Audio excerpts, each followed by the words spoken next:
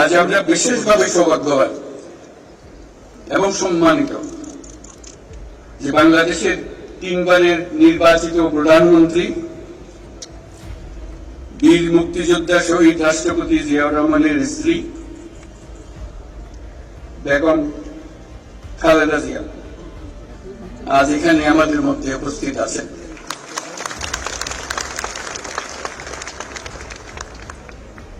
এক যুগ ধরে তিনি এই মহাসম্মেলনে অংশগ্রহণ করার সুযোগ পান নাই, আজকে সুযোগ পেয়েছেন। আমরা সবাই আনন্দিত এবং গর্বিত যে আমরা এই সুযোগ দিতে পেরেছি আপনাকে। শারীরিক অসুস্থতা সত্ত্বেও এই বিশেষ দিবসে সবার সঙ্গে শরীর খাওয়ার জন্য আপনাকে আবারও ধন্যবাদ। আমরা তার আশু রোগমুক্তি কামনা করছি এবং এই অনুষ্ঠানে বিশেষভাবে স্বাগত জানাচ্ছি।